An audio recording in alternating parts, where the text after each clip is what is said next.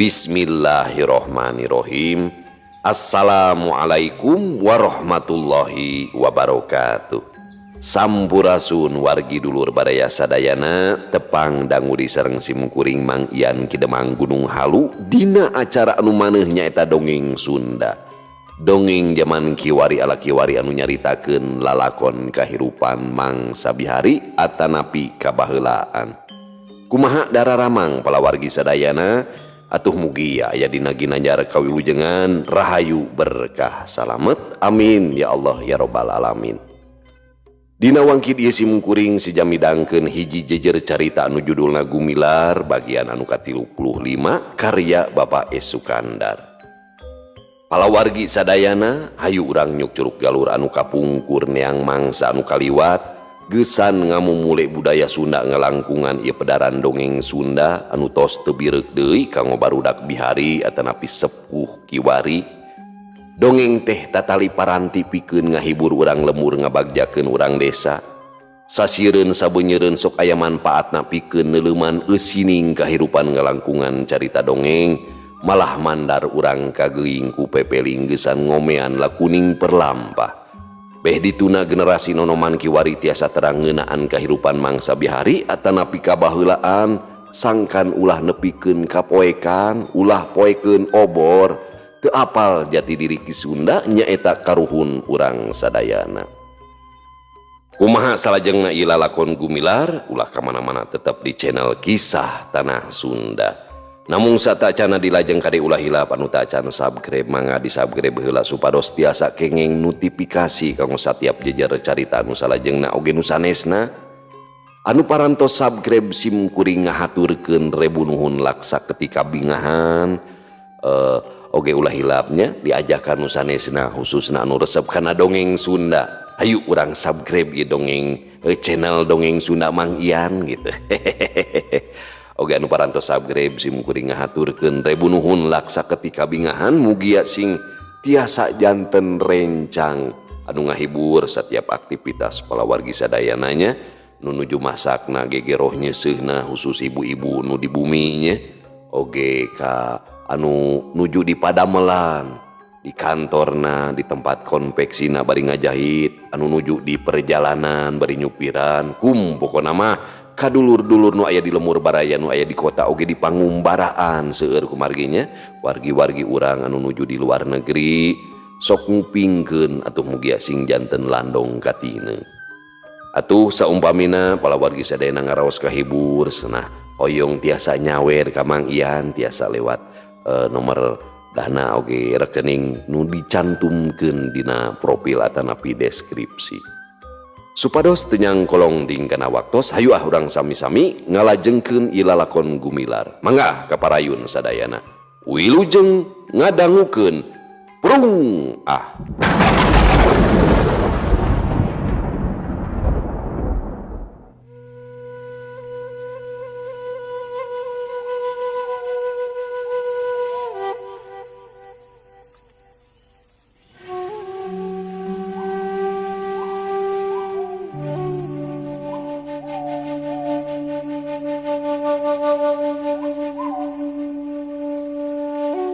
Bari ngacung-ngacung oborna Gumilar jeung Armanting lalieu ka anggangna sugan bae aya tanda-tanda anu nuduhkeun udaganana. Ngareret ka belah kenca taneuh beuyeuh bubuhan di kebonan tapi taya tapak-tapak suku di dinya mah. Ret kakatuhu puguh reremetan weuteuh keneh tara katincak ku jelema oge taya urutna ditincak ku jelema. Geus puguh kahareup mah garintul batu-batu ungkul ngajurus buntu beh hareup aya batu ngajungkiring sagede leuit napel kana beungeut pasir. Jeleng Gumilar luncat terus nerekel kana luhur batu bari ngacung-ngacung oborna tapi luput anu diteangan teh eueuh embusanana. Panasaran terus naik ka luhur pasir sabudeureunana diubek kuduaan. Tesirikna sakur nu bala-bala disingkaban gawir pasir sakulilingna ditempoan tapi weleh ulah boro-boro jungkerengna teu kapanggih tapak-tapakna acan.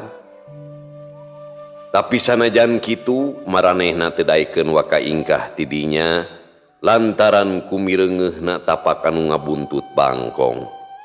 Gede sangka anana yen Bahdira teh moal jauh tidinya anu mata kumaranehna rek didagoan nepikeun ka beurang, susuganan bisa kapanggih deui tapakna anu leuwih jelas. Nepi ka panon poe meletek Gumilar jeung Arman masih keneh cari neku luhureun batu gede. Jeleng Gumilar luncat ka handap maksudna rek nitenan deui tapak anu pangakhirna. Arman nuturkeun luncat teuing kurang ati-ati atawa memang luncatna kurang bisa. Manehna ti kosewad anu akhirna ngagorentel ka gigireun batu. Untung we teu sakumaha luhurna. Teu naon man, hati-hati atuh. Gumilar ngagorowok maksudna mah rek murungan kabireungeuh Arman geus cengkat hudang. Ngalieu ka manehna nyeh seuri.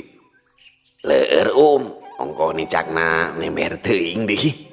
Walon Arman bari rurat reret kana batu lebah sukuna, katempo taneuna rada lidig kawas-kawas tapak suku lain saurang dua urang.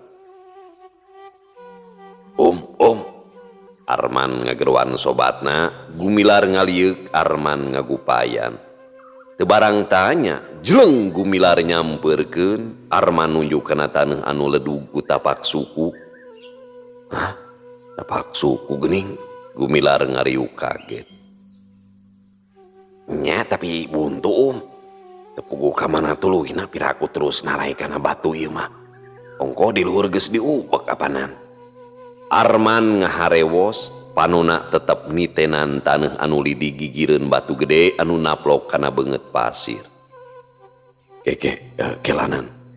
Gumilar ngareret kana beungeut pasir anu ngadingding pinuh ku rerembetan jeung jujukutan anu ngayeud sakurilingna. Heg ku Gumilar diayap dirarampa, na ana gebros teh taneuh gigireun batu gede teh ngagebros kateueulkeun. Rerembetan nu narapel teh sing horeng jukut dadakan, paingan tingku lapes. Tadi mah teu kajeung so teh bane wae bakat tingku loba. Hah, guha geuningan. Gumilar ngagero kaget sedeng Arman mah mani calangap olohok bengong. Teu nyangka satungtung buuk oge horeng eta teh lawang guha. Jadi naha mun teu labuh piraku we kanyahoan puguh sakitu rapihna ditutup ku seseg awi di timbunan taneuh. Ayo urang asup. Gumilar ngajakan Arman. Kakarik oge keur ukay-ukay ngalaan seseg awina. Na anak gebros teh ti jero nyuruntul congo bedog meni nyolocos. Meh bae niruk dada Gumilar upama teu kesit ngejat mah. Awas Arman. Bari luncat ka tukang Gumilar ngagorowok ngabejaan sobatna. Memang Arman oge teu cileureun. Sanajan gerakanana teu sacepet Gumilar, manehna oge geus hasil nyalametkeun dirina tina ancaman congo-congo bedog anu jelas-jelas ditojos-tojoskeun ti jero guha. Kalawan patutur-tutur jeung sobatna, Arman oge geus aya di peuntas belah ti ditu. Duanana ngajarga paeunteng-eunteng jeung batu gede anu dijadikeun lawang guha. Bareng jeung ngageblagna sesek nu jadi panghalang lawang guha.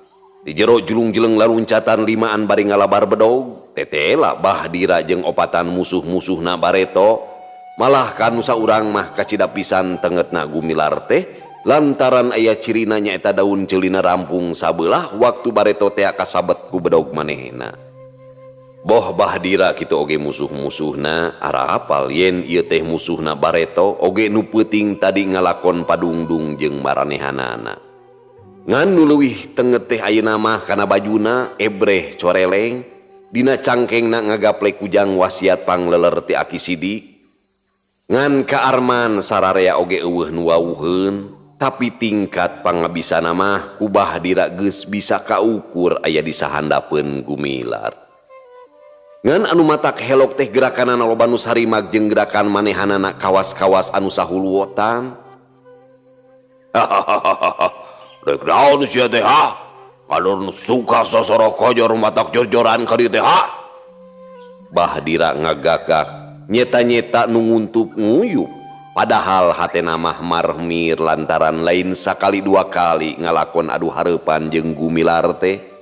Nu akhirna manehna sorangan anu jadi pacundang. Ari geus pasti nama awak kaula kudu binasa ku sampean teu nanaon dira. Ngan nu perlu kadiekeun heula nyiningsih. Tembal Gumilar bari tetep ajeg dina tempatna ngarendeng jeung Arman. Nyokop teh teuing jana, tapi lengkahan heula bugang dewek. Bahdira ngulinting ka palebah Arman, sedeng baturna nu opatan ngulinting ka palebah Gumilar maksudna supaya ngahuru. Ngadenge parentah gegedugna si Ondi, si Bakri jeung dua baturna nyaeta si Kindi jeung Musa bangun anu patuduh-tuduh jijiraeun urut peuting tadi oge sakali gebrag ngadon silih gebug pada baturna. Untung sakitu oge tatu-tatuna teu pati parna dumeh Gumilar teu boga maksud jahat nandasa ka maranehanana. Ayo kerepuk Ondi, Bakri, lain didolokeun kitu bahaya tuh. Hayo tewa. Bahdira marentah sedeng manehna oge ngajleng ngadiuskeun peureupna ka Arman. Ngadenge parentah anu jadi gegedugna si Ondi, si Bakri jeung dua baturna nyaeta si Kindi jeung Musa rikat narajang bari masing-masing ngahambatkeun bodogna nyampeuk ti hiji jurusan lantaran sieun siga peuting diaradu jeung pada baturna. Hal ieu teh jadi kauntungan oge pikeun Gumilar mah teu kudu ngabagi panenjona. Sakilat manehna ngajleng ka luhur, clek suku nu sabelah nincak tak-tak si Ondi sedeng suku anu katuhu dipake ngajejek sirah si Bakri. Bari luncat ka handap tak-tak si Ondi didedetkeun saolah-olah dipake talenan pikeun luncat. Aduh, tobat! Si Bakri ngebangkeung bari nyekelan huluna sedeng bedogna meceleng jauh naker. Aduh, ampun, ampun. Si Ondi ngagerung bari ngarempeyek sedeng awakna ugag igeg bari tiburial buncelikna. Awakna karasa mondokan tak-tak asa sempal. Red Gumilar ka Arman keur dina posisi nyerong tas miceun panonjok lawana. Tapi sabrehan kabireungeuh Bahdira geus ngarobah kuda-kudana. Leungeunna nu tadi digiwarkeun geus masekon sabek-beken rek dipake ngadagor gado musuhna. Awas-awas gado-gado. Gumilar ngagero ngabejaan sedeng manehna sorangan rikat jingkrak lantaran kabireungeuh kolebatna dua bedog. Nu hiji rek narok sirah sedeng nu hiji direk ngarojok beuteung. Hiu juburon. Suku kenca Gumilar dina gerakan sepak kuda beger ngahanca siku musuhna nu tadi rek nobros kana beuteung. Pugu atuh harita teh Gumilar siga anu leungit kesaimbangan bari rada nyolontod ka gigir padahal mah nya di dinya ayana gerakan sepak kuda beger teh. Hea gampleng deui punuk musuhna ditinggang ku tenggelan kepang. Bareng jeung nyolontodna Ki Musa bari nyebutkeun aduh. Gumilar luncat deui rek ngahanca si Kindi ngan orokaya. Si Kindi rikat malik bari nyempongkeun bedogna rek ngahanca iga burung Gumilar. Gumilar rikat jingkrak bari ngasupkeun tajonganana nu diandelkeun dina gerakan sapu jagat anu ngahanca iga burung. Atuh si Kindi kontan ngabangkieung igana asa potong. Dina keur kitu disusul di sikuna ditajong atuh celeng bae bedogna ngaceleng bari ngoceak. Tadi kagok-kagok habak di gadona disusul ku jurus katilu Tanjung Pura. Blak bae atuh si Kindi nang karak bengkang, dedeleuanana ngadadak kararoneng. Awas suku Arman. Gumilar ngagorowok di lantaran kabireungeuh suku Bahdira geus ngajengkat rek ngajejek bincurang sobatna. Arman salamet lantaran rikat narik suku kencana. Sakicep geus ngawangun deui kuda-kudana bari satekah polah rek ngasupkeun sikuna. Bahdira ngejat nyalametkeun gadona tapi Arman terus nyusul tepus ku peureupna rek nonyok dada. Bahdira ngagilir ngepeskeun paneunggel bari ngasupkeun tenggelanana rek mepeg hulu. Gumilar ngagorowok di ngabejaan. Teu talangke lep Arman ngalelepkeun sirahna dina gerakan monyet ngemil. Dina mecenghulna gigireun lawan peureupna ngahiuk rek meupeui iga burung. Sanajan Bahdira satekah polah ngageser malik sarta leungeunna ngahiat rek meupeui leungeun musuhna, tapi lantaran gerakan Arman kacida kesitna teu burung atuh iga burung Bahdira dihakan peureub Arman dina gerakan lanak nobros gunung warahan Gumilar. Anu balukarna Bahdira ngahenggeu ngan bae bubuhan beureunan rada kuat manehna rikat ngajaul ka tukang curiga sieun disusul tepus ku peureub haneut. Tapi ngarasa seueul mah teu burung atuh kana angeun jadi mural hayang utah ngan sagala oge ditahan ari kudu kawiwirangan mah embung Bahdira teh. Si Ondi jeung si Bakri anu geus nguniang di harudanggup ka penyarokot bedogna, ret ka Gumilar anu keur balangah lantaran keur nempokeun sobatna anu keur patutunggalan, keteuyeub duanana ngajejempe dina gerakan ucing ngintip beurit. "Seak, kolebat!" bedogna tingkalayang rek ngahanca tonggong Gumilar. Tapi Gumilar anu tingkat pangebisana geus aya dina tahapan anu luhur, karasa aya sambetan angin anu ngahiu kana pundukna teh manehna geus bisa ngira-ngira yen aya naon-naon di satu kangeunana anu teu dipikahayang. Sakilat manehna malik bari ngareundeuk dina gerakan pamonyet, hiu dua bedog ngolebat deui ngahanca deui, lep awak Gumilar ngaleungit tina sasaran musuh. Ngajol ka hareup bari ngetrok dua siku musuhna ku dua curugna. Keleweng, tang, dua bedog diaradu. Bareng jeung eta, leungeun Gumilar ngaheat kana beheung si Oni jeung si Bakri bari ngagunakeun jalan jero asup kana lolongkrang dua musuhna. Geus tanpa ampun deui, bari ngaluarkeun ceritanana dua musuhna ngajarungkeul bari ngutahkeun getih lalambaran. Memang lain bantrak-bantrakeun kahebatan tenggelan Gumilar dina gerakan galura laut kidul hasil panggemblengna Ki Sidik. Red Gumilar ka sobatna nu harita geus ngaluarkeun siku-sikuna lantaran Bahdira geus mesat bedogna. "Hiu, koleba!" Cahaya bedogna teu beda we ti kingkilaban rek nyabet beheung nu jadi lawana. Arman rikat ngagilek nyerong bari nakis bedog ku siku-sikuna. Trang, nepi ka ngapuricak ngaluarkeun kembang seuneu. Balukarna hebat oge. Arman nepikeun ka ngarempeyek labuh tepak deku lantaran eleh tanaga sarta eleh pangalaman. Serepet bedog Bahdira ditarik ka hareup rek dipake ngagorok beheung musuhna anu kayan posisina kacida gorengna. Leungeun anu nyekel siku-sikuna rangah sedeng leungeun kencana ditunjelkeun kana taneuh dipake nahan awakna supaya ulah ragrag. "Arman, awas!" Gumilar ngagorok bari jeleng ka gigireun Bahdira bari najongkeun tajongan sapu jagat. "Dira!" kadenge di sora anu ngagorowo. Bareng jeung ngajelengna Bahdira kacium ku tajongan sapu jagat, Arman salamet teu tulus ka tiruk beheungna. Ret kagigireun ari breh teh ngembang boled, tetela nu anyar datang teh geuningan kiraksa dibarengan ku Pa Adi. Janari datangna ka Cigugur, ti Cigodeg numpa kana wahon nu narik beas, sarta kabeneranana teh aya deui saurang anu numpang rek ka Singajaya. Tidinya terus duanana laleumpang reuyeuf sapeupeting, datang ka Singajaya ka karek papisah sanggeus dituduhkeun di mana pernahna lemur Cipacing, kiraksa neruskeun lalampahana isu keneh naker. Arigok teh jeung Pa Aleh terus bae dianterkeun ka imahna Pa Adi lantaran Pa Aleh nyahoeun Gumilar keur aya di dinya. Puguh basa peuting teh manehna ngadenge waktu Pa Adi gegerowan ka Gumilar, manehna nyaho teu turun sote awahing ku ngarasa sieun ka barerang ku Bahdira. Ti imah Pa Adi bring di bae dibarengan ku pribumi maksudna mah rek nyusul Gumilar. Breh tapak nuli di kapangih terus bae ditaruturkeun, nya akhirna mah anjog ka pasir ka tempat anu keur galungan. Persis waktu Arman beheung narek digorok ku Bahdira anu saterusna Arman salamet, Bahdirana ngajungkel di tajong ku Gumilar.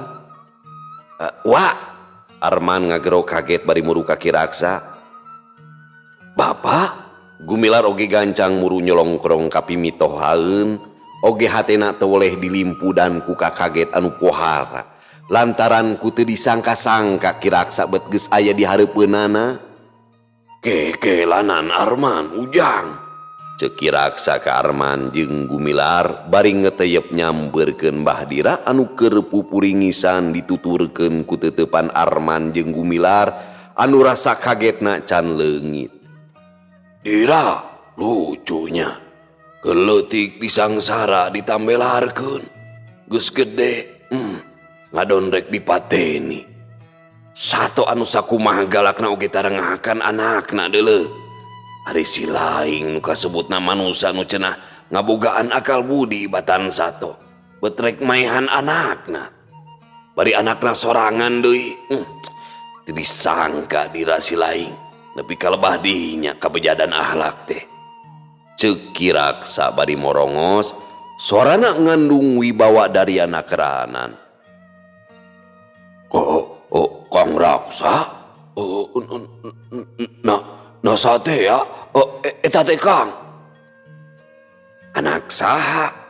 Cing tempo, cing sidik saruakeun eta beungeut teh ha? Na teu masa kitu Andika boga anak anu salilana disangsara teu dipirosea.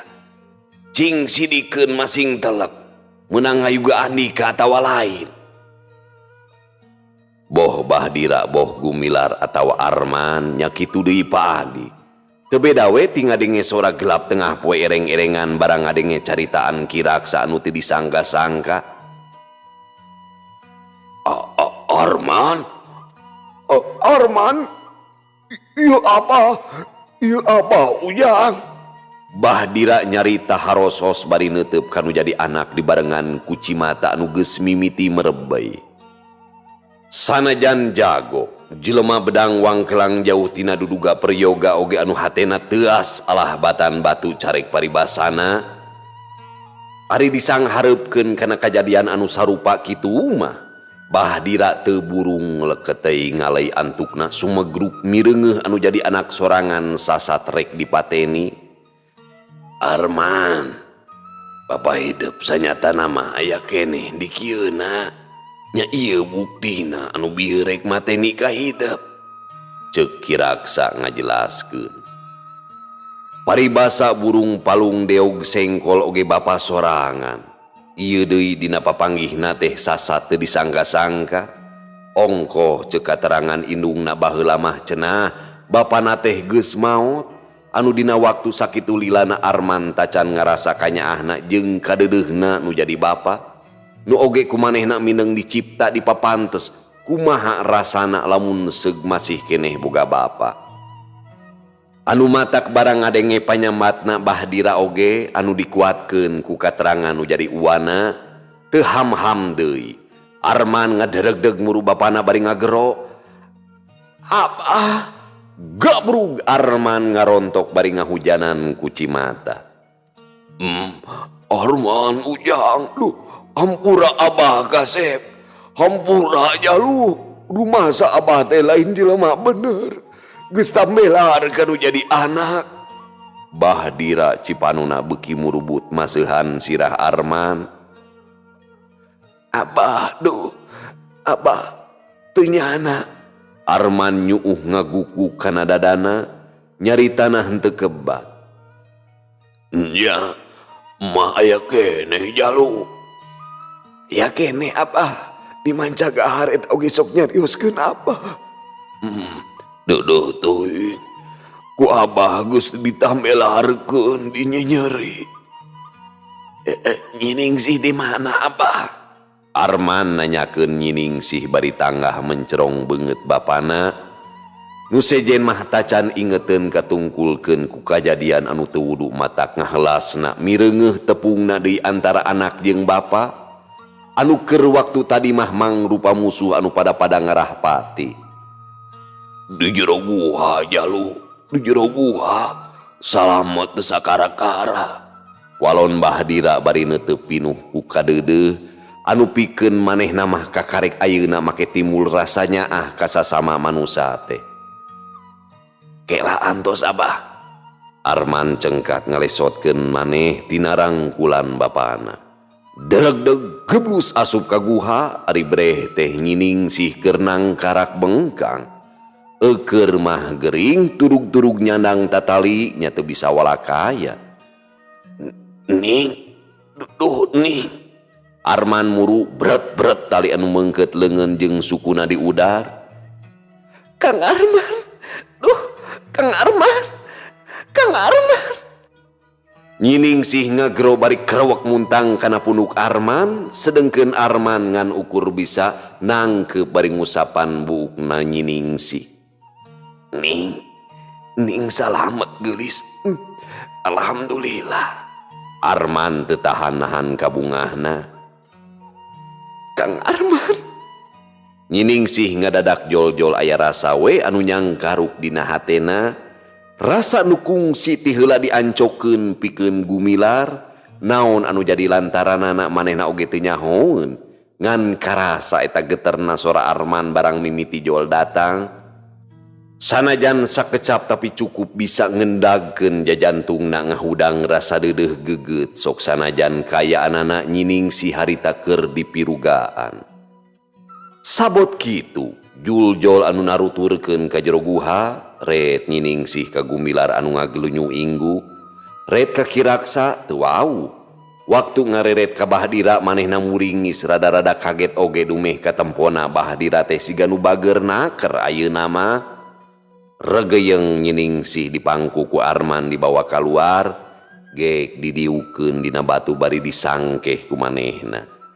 Sedengkeun Bahdira hut-het paparentah kaki Musa jeung si Kandi supaya nyieun dongdang pikeun nyikrak nyining sih, da si Oding jeung si Bakri mah teu ditanya teu ditakon lantaran duanana oge keur hahargungan ngajoprak dina taneuh. Beres nu nyieun dongdang, regeyeng nyining sih dicikrak, nu nanggungna oge opatan, ti hareup Bahdira jeung Kiraksa, ti tukang Gumilar jeung Arman. Si Kindi jeung si Musa mah ku Bahdira disina baralik bari nganterkeun si Oni jeung si Bakri anu kaayanana rada ripuh oge. Nepi ka imah anak gauk teh maiti midangdam bari ngagalentoran nyining sih. Ngarasa bunga campur jeung reuwa sok sieun anakna kumaha onam. Tapi barang geus dilelemu ku Pa Adi sarta diterangkeun yen kayaan nyining sih salamet teu sakara-kara, kakarek maiti ceurikna leler. Ngan diganti ku rasa kaget tumeh mireungeuh Bahdira milu ka imahna sarta cakah ciki bareng jeung nu sejen. Geus beres merenahkeun nyining sih dikedengkeun di dinya di sisi bilik deukeut ka lawang enggon, barabat Kiraksa nyarita gegedena mah ditunjukkeun ka Gumilar. Di jojo pondokna bae yen ayeuna Nyi Arum keur katarajang gering ripu kalawan pangjurungna Aki Sidik, Gumilar kudu disusulan. Kabeneran lain bae tepung jeung nu disusul tapi oge tepung jeung Bahdira bapana pituin Arman. Puguh bae pikeun Gumilar jeung Arman mah teu kira-kira ngaranjugna ngadenge Nyi Arum gering teh. Atuh pikeun maiti jeung nyining sih ngarasa helok sarta kaget ku ngadenge katerangan Kiraksa yen Bahdira teh geuning ngusanya namah bapana Arman, samborong teuing atuh ayeuna mah jadi bager babalik pikir. Enjing bae bapa tanapi ayeuna oge teu sawios-wios, urang mios bae ka Miramare, ceuk Gumilar ka Kiraksa. Mun panginten bapa repot keneh tilas angkat sakitu tebihna. Gumilar nuluykeun caritaanana. Teu nanaon keur bapa mangujang, teu nanaon. Capek-capek oge deuk ngawayahnakeun maneh. Ngan ujang di dieu panginten seueur keneh kaperluan. Tos beres Pak, teu aya nanaon deui. Mung Arman tiasa kitu ngiring ayeuna. Ceuk Gumilar ka Arman. Ngarasakeun kakarek oge rek nepungkeun tali katineungna, ayeuna geus kudu ninggalkeun deui. Arman teu nyarita naon-naon, memang manehna bingung lain memeueusan, teu milu asa piraku teuing siga nu teu nyaah kanu jadi dulur, ari milu puguh ngarasa melang ka nyining sih. Eukeur mah kakarek pisan nyining sih ngebrehkeun katineungna, kitu oge samar-samar keneh. Sajongjonan mah Arman ngahuleng, ret ka Gumilar kawas nu menta tinimbangan. Ret ka bapana lir nu menta bongbolongan. Ari ngareret ka nyining si hatena meningal lenyap lantaran kasampak teh nu direret keur anteng we neuteub ka manehna ku teuteub anu ngebrehkeun rasa beratna mun seug ayeuna ditinggalkeun nu digambarkeun ku riukna. Beungeut sarta sinar panonna nu ngeyembeng ramisa. Ah gitu we atuh Jang Uung, upami bade cios ayeuna bae meungpeung can panas, ceuk Kiraksa. Sumuhun mangga. Bapa emak sanes kirang upami ieu teh namung da kumaha atuh sami kawajiban abdi. Nyining wayahna nya di kantun heula. Keun da aya Kang Arman nu nungguan di dieu mah. Man, kuring rek ka Miramar heula nya. Bapak wiat we nya di dieu heula Arman. Gumilar amitan ka sararea. Sumuhun. Sanes kirang upami teh. Mung nya kitu teh ku sadayana oge panginten kagali. Kidira Hegatunya ku akang ditungguan di ditu. Ceuk Kiraksa. Oh, jang abot nama teu kinten itu tapi da sami pentingna. Bapa mah mung tiasa nyarengan ku pangdoa, mugi-mugi nu teu damang sing enggal sae deui. Atuh nu angkat mugi-mugi sing wilujeng di jalana. Ceuk Bahdira bari ngalimbah. Sanggeus amitan mah Kiraksa jeung Gumilar jerat juru tarurun ti imahna Padi dibarengan ku Arman nu rek ngajajabkeun nepi ka tungtung lembur, dianteur ku paneuteup nyining si anu teu ngiceup-ngiceu.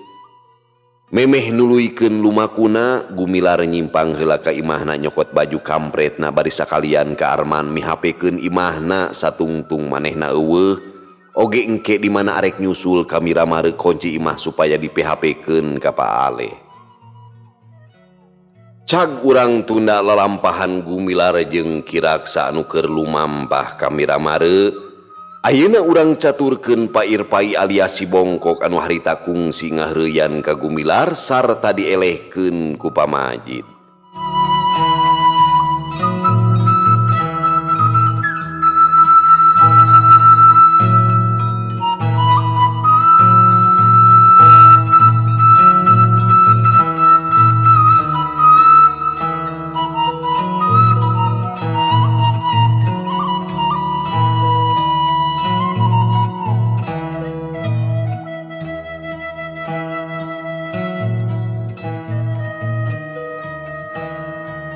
Harita si Bongkok keur kasemahan ku guruna nyaeta Pamurtala nu ayeuna cicingna di Cimari, bubuara di dinya sote, bubuhan nuturkeun nu jadi anakna.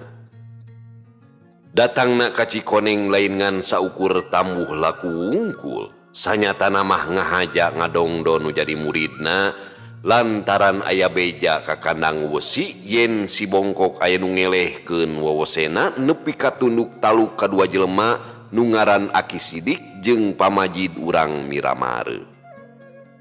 Lamun nyata bener kacida teuing salah na numutkeun Pamurtala mah, lantaran tunduk taluk mah lain ka musuh tapi kudu ka guruna pribadi. Cenah eleh wewesena kudu sejen, lain kudu sumerah tapi kudu menta tulung sarta bantuan kanu jadi guru. Nurutkeun Pamurtala mah eueuh rengkolna kudu serah bongkokan kanu sejen, komo ka musuh mah. Pai, benernya Andika kasoran teh. Pamurtala ngelelekan Pair Pai. Leres guru, tekiat ngayona anak di teh. Walon si Bongkok lalaunan. Nepi ka taluknya nya. Pamurtala nanya deui semu teuregeus. Teu pisan-pisan guru, mung salajeng nama direngsekeun ku babanamian. Margi. Si Bongkok nyaritana rampang reumpeng. Naon sababna make badami sagala? Sakaligus jadi lawan kudu dianggap musuh. Cenah Andika teu kuat, wajib minta bantuan, minta tulung kanu jadi guru. Ngarti? Pamurtala nyaritana beuki heuras. Namung abdi mah darma kepuntangan guru, da nu kagungan pokala mah janggani putrana Haji Kusen. Pair Pai ngabela pamadeganana. Sanajan kitu tetep geus jadi pasoalan Andika Pai. Andika kudu tanggung jawab sabab kalakuan kitu pedateh ngagunakeun ilmu panemu anu luar biasa. Sarta lamun Andika badami jeung pihak musuh, hartina Andika ngahinakeun ka kami nu jadi guruna. Pamurtala bener nyeuneu ngamek ka muridna. Pair Pai alias si Bongkok teu nembalan, manehna ngeluk tungkul teu beda we ti bueuk meunang mabuk. Teu wani neuteub beungeutna lantaran nyaho yen guruna geus ngamek bener-bener. Lamun seug salah pok pinasti aya balukarna pikeun manehanana.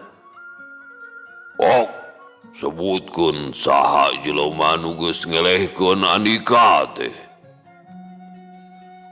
Pak Majid, Pak Majid guru. Saha? Pak Majid nun. Urang mana cenah? Cibalieur Pak Guru. Cenah duaan euy. Jung saha tah? Sareng Pak Sidik ti Miramare Pak Guru. Cukup baik. Hade, sakali ieu mah Andika dihampura ku kami. Ayeuna kami deuk balik, tapi isuk jaganing geto pasti diayakeun balitungan ku diri kami pribadi. Ulah hayang nyaho wawosena. Nah masih keneh aya jelema nu ngaluhuran ilmu kaulah. Ceuk Pamurtala teu mirose ka Pairpai nu olohok bengong bangun kasima. Dume harita Pamurtala tidagor kana erang-erang panto lantaran jujul nepi ka pantona rebah imahna inggeng kawas nu dioyageun kulini. Nepi kaluar Pamurtala ngageruan deui ka Pairpai atuh Pairpai buru-buru kaluar bari muring ngisieun. Pai, awas lamun Andika tetunu ka kaula, ulah samat ka diaya. Kaula bakal ngirim utusan. Pamurtala ngati-ngati ngancam si Bongkok bari kolebak ngereles ti hareupeun si Bongkok. Pamirsa sadayana, ayeuna malikan deui ka Kiraksa jeung Gumilar anu geus naringgalkeun lemur Cipacing. Teloba leleda di jalana, kalayan taya halangan harungan maranehna geus anjog ka Cigodeg. Sabadareureuh heula di warung Maemot bari ngadaguan wahon anu ka Miramare anu tekung silila geus ngurunyung, saterusna duanana geus anjeun ceuleuh luhureun wahon. Reg wahon eureun hareupeun bedeng-bedeng anu marapat sisi jalan koral. Kiraksa jeung Gumilar jerat juru tarurun laleumpang gagancangan muruka imahna. Aris rog kasampak aki Sidik keur aya di tepas ngajajanteng nyawang buruan. Mapag nu anyar datang ku geleunyu anu diebrehkeun dina paroman hegar marahmai tandani ngarasa bunga anu pohara barang mireng Gumilar datang. Tah geuning teu lila di Cipacing keneh meureun nya jalu. Sumuhun Aki, mung Aki empi matos ti payun angkat ka Garut. Damang Aki, palon Gumilar bari nyolongkrong ngasongkeun leungeun. Cager jalu geuning teu jeung Arman. Ti Pengker bade nyusul ka dieu Aki. Gumilar nyerenge. Oh, yap atuh yap ka dieu. Teu sawios uyum teh Aki. Teu yap bae yap geura tempo. Walon Aki Sidik bari nungtun Gumilar. Kiraksa anu masih kene aya di golodog ngareret ka Aki Sidik. Riukna nembongkeun ka bunga anu pohara. Hese capek teh tegaplah anu dimaksud bisa kairingkeun. Bus Gumilar ka jero, kasampak teh Nyi Arum keur ngajepat ngaherang nyenang bari ditungguan ku indungna. Rek sajungjungeun Maimol nempo anu tinggal reneng ditepas ngan kaburu ngarongheap manten. Yum, kunaon enung teh? Gumilar ngagentak muru bari tepak deku gigireun anu gering nu harita ngagolerna dina bangku.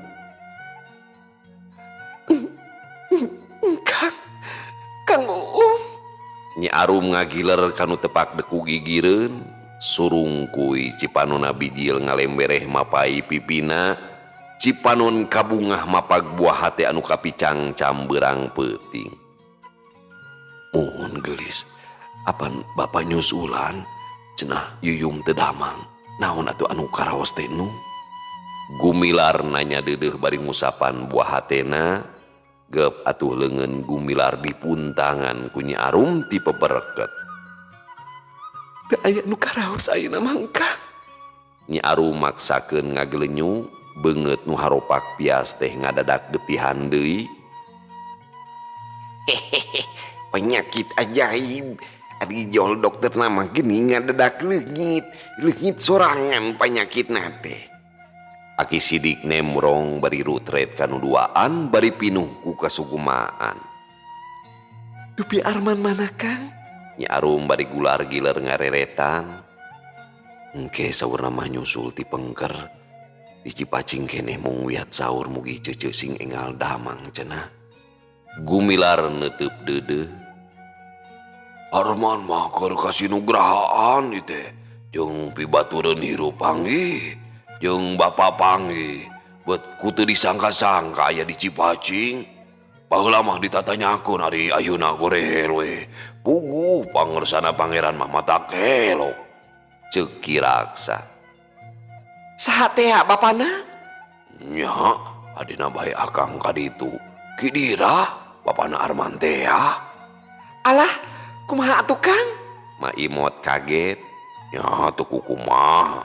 Isuk pake toge meureun ka Dario. Duh, alhamdulillah nuhun Gusti. Arman aya ku bahagja geuning bisa tepung deui jeung bapa. Ma Imol cari nagdak. Saha mah? Nyi Arum nu tita tadi ngadedengekeun nanya. Mang Dira bapana Arman. Walon indungna. Har, sanes tos maot saur bibi mah. Ih, tacan geulis. Dibejakeun kitu so teh ukur akun-akun supaya Arman teu katuturusan natanyakeun. Aki Sidik mah sajeroni ngadedengekeun teh ngageuleunyu we imut bari udud. Hatena kebeku kabunga. Tarekahna ngadatangkeun hasil anu matak sugema. Sacara dadak-dadakan penyakit Nyi Arum teh leungit sama sakali ngan kari leuleusna. Memang teu salah. Harita keneh oge Nyi Arum teh geus bisa nyanda. Paromana Hegar marah mai geus bisa imut deui teu siga-siga anu hudang gering. Malah make nyeleuketeuk sagala waktu Gumilar ngadongengkeun Arman Bitotama jeung Mbah Dira marebutkeun Nyi Ningsih. Sing horeng teh geuning nu jadi lawana teh bapana sorangan. Geus karuhan Nyi Arum cager mah Aki Sidik pamitan rek mulang ka lemburna lantaran harita teh geus nyedek kaburit dianterkeun ku Gumilar ongkoh rek nepungan si Rawun. Geus ngerasa sono malah maksudna mah rek terus manggihan si colat di guhana. Bada magrib keur ngariung di tengah imah, Gumilar keur ditanggap lalakona ku Aki Sidik nu jadi jejer mah nyaritakeun sobatna nu ayeuna tinggaleun di Cipacing. Anu kalawan teu disangka-sangka bet bisa papanggih jeung bapana anu sasat geus dianggap maot lantaran ditinggalkeun ti keur leutik pisan. Boh Aki Sidik, boh Nini Usi saregepna keur ngadedengekeun teh. Dalah si Rawun oge kasebutna sato make milu masamuan sagala. Ngarasa sono meureun dumeh kakarek panggih deui. Aki Sidik mah sajeroni ngadedengekeun teh make ngalima sagala. Rusras ka jaman baheula waktu manehna keur ngora. Nya kitu pisan kaayaanana teh teu beda we ti Mbah Dira lunta ti lemurna ninggalkeun anak anu nepi ka ayeuna taya beja-bejana acan. Ih, asa kesingkiran Aki mah jahlu. Cek Aki Sidik nyaritana cari nagdak. Nya kitu pisan Aki oge ti beda we ti Mbah Dira nambelarkeun jadi anak. Nah hirup gini nah geus taya di kieuna. Lebeng taya beja taya iber ditinggalkeun ku Aki teh kira-kira umur 8 tahun. Putra ti Nini Usi Aki, Gumilar nanya. Ih, lain ti urang Cicalengka bawahan Bandung. Aki sorangan asal mah ti Kampung Sungur, Pasir Jengkol bawahan Cibatu daerah Garut. Aki Sidik ngarenghap jero kawas nu nyesek rek ngomong teh. Dina ti koro asa aya nu ngagendok. Baheula teh sanggeus Aki papisah jeung Aki hidep nyaeta kisah hapi. Aki teh ngumbara di Cicalengka nuturkeun pamajikan. Boga we anak tere awewe nyaeta anak sampeuran. Hari-harita teh umurna kakarek 2 tahun mah aya meudeunan. Kira-kira 1 tahun Aki ngalaki rabi nya diparengkeun boga anak lalaki. Kawasna mah sanggeusna Aki boga anak teh kanyaah Aki ka anak tere jadi teu pati sabaraha. Eta we dina sakalieun budak pasea Aki teh salirana sok mangmeunangkeun anak sorangan. Hal ieu pisan jadi matak anu dijadikeun rasa teunah nu jadi pamajikan nepikeun ka lamun budak parasea teh Aki jeung pamajikan jadi pipiruun pasea. Kayang manehna aki teh ulah mang menangkeun ka salah saurang, pokna teh abong-abong ka anak tere. Nyati dieu nu jadi bibit buitna aki mineng papasian jeung nu jadi pamajikan. Carek wiwilangan geus taya halodok panyadapan ungang poe teh gurger we kudu we paraseha. Dak dumadak deui barudak teh taya pisan ka akurang babakuna mah si mama Halimah. Anak tere aki teh sok ngajalanan ti heula ngaheureuyan. Ku kituna aki jadi ngerasa teu betah cicing di imah teh. Sakali mangsa mah aki teh pasiarongkah jeung nu jadi pamajikan. Teu pira sabenerna mah pedah eta we parbut laptop.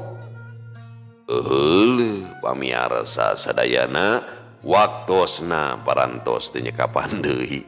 Di mana zaman haritanya aya laptop.